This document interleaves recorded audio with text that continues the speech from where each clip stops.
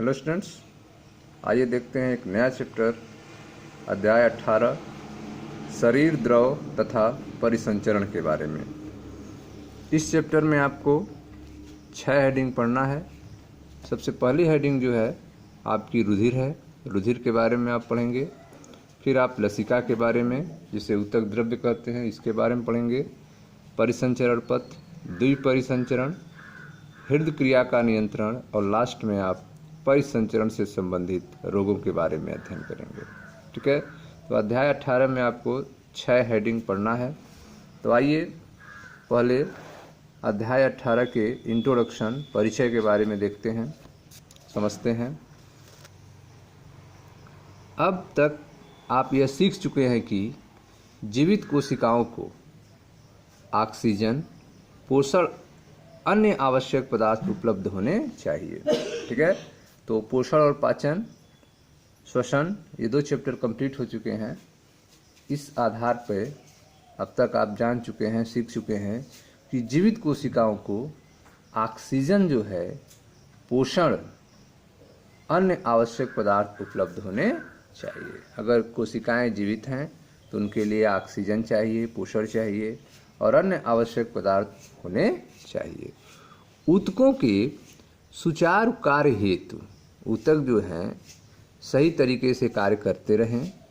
ऊतकों के सुचारू कार्य हेतु अपशिष्ट या हानिकारक पदार्थ जैसे कि कार्बन डाइऑक्साइड का लगातार निष्कासन आवश्यक है।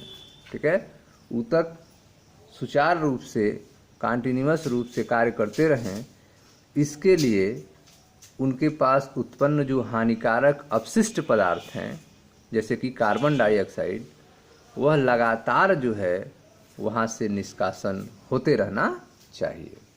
अतः इन पदार्थों के कोशिकाओं तक से चलन हेतु एक प्रभावी क्रियाविधि का होना आवश्यक है। ठीक है, तो जो भी निष्कासन योग्य पदार्थ हैं, अपशिष्ट हानिकारक पदार्थ हैं, उनको कोशिकाओं से, ठीक है, चलन हेतु एक प्रभावी क्रियाविधि का होना आवश्यक है कि वह कोशिकाओं से ये पदार्थ अलग हो जाएं और अपने गंतव्य तक पहुंचकर शरीर से बाहर हो जाएं। इसके लिए एक प्रभावी क्रियाविधि का होना आवश्यक है। ठीक है, आप पढ़ रहे हैं कक्षा 11 बायोलॉजी का अध्याय 18 शरीर द्रव तथा परिसंचरण। ठीक है, पिछले चैप्टर्स में आपको बताए गए कि जीवित कोशिकाओं को ऑक्सीजन, पोषण और अन्य आवश्यक पदार्थ उपलब्ध होने चाहिए।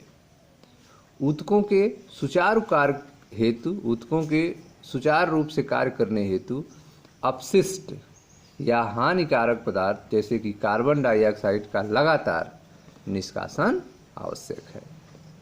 अतः इन पदार्थों के कोशिकाओं तक से चलन हेतु एक प्रभावी क्रियाविधि का होना आवश्यक था।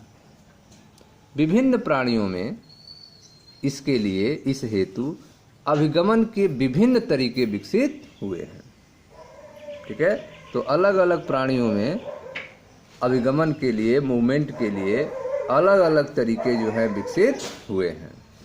सरल प्राणी जैसे कि स्पंज और सिलेंट्रेट बाहर से अपने शरीर में पानी का संचरण शारीरिक गुहाओं से करते हैं।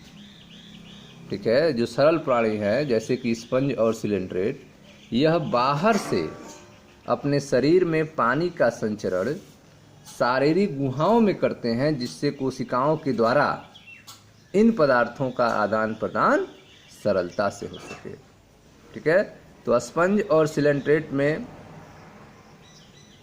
अपने शरीर में पानी का प्रवाह जो है उनके होता है, उनकी गुहाओं में पानी पहुंचता है, जिससे उनके कोशिकाओं के द्वारा इन पदार्थों का आदान प्रदान हो जाता है। सरल पदार्थों का, जो हानिकारक पदार्थ हैं उनको निकाल दिया जाता है और जो भी पोषक तत्व हैं उनको ले लिया जाता है।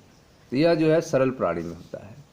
जटिल प्राणी इन पदार्थों के परिवहन के लिए विशेष तरल का उपयोग करते हैं।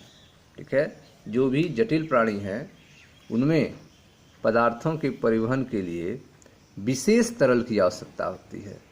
जैसे मनुष्य सहित उच्च प्राणियों में, मनुष्य सहित उच्च प्राणियों में रक्त, ब्लड, इस उद्देश्य में काम आने वाला सर्वाधिक सामान्य तरल है। ठीक है, मनुष्य सहित जो उच्च प्राणी हैं उनमें रक्त जो है परिसंचरण में सर्वाधिक सामान्य तरल है।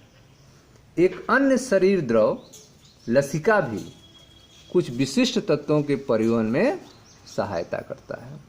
ठीक है, तो एक अन्य शारीरिक द्रव है जिसे लसिका, लिम्फ कहते हैं, यह भी जो है कुछ विशिष्ट तत्वों के परिवहन में सहायता करता है। ठीक है, इस अध्याय में आप रुधिर और लसिका अर्थात ऊतक द्रव्य के कंपोजिशन के बारे में, संगठन के बारे में और उनके गुणों के बारे में पढ़ेंगे। ठीक है, इस अध्याय में आपको ब्लड, लसिका के कंपोजिशन के बारे में बताया जाएगा, उनके गुण के बारे में बताया जाएगा। इसमें रुधिर के परिसंचरण को भी समझाया गया है। ठीक है, रुधिर कैसे फ्लो होता है इसके बारे में भी आपको इस चैप्टर में अवगत कराया जाएगा। ठीक है, तो आप देख रहे हैं अध्याय 18 शरीर द्रव और परिसंचरण के बारे में। इसमें आपको हमने परिचय कराया, इस चैप्टर में आपको क्या क्या पढ़ना है। तो इसमें आपने देखा कि इस चैप्टर में आप रुधिर और लसिका के संगठन के बारे में पढ़ेंगे, गुणों के बारे में पढ़ेंगे और रुधिर परिसंचरण के बारे में समझेंगे। ठीक है स्टूडेंट्स, मैं मनीष गुप्ता अपने चैनल में आपका स्वागत करता हूं। आप जो है वीडियो को लाइक करें, शेयर करें, चैनल को सब्सक्राइब करें ताकि हम वीडियो बनाते रहें और आप इसका लाभ लेते रहें। Thank you students.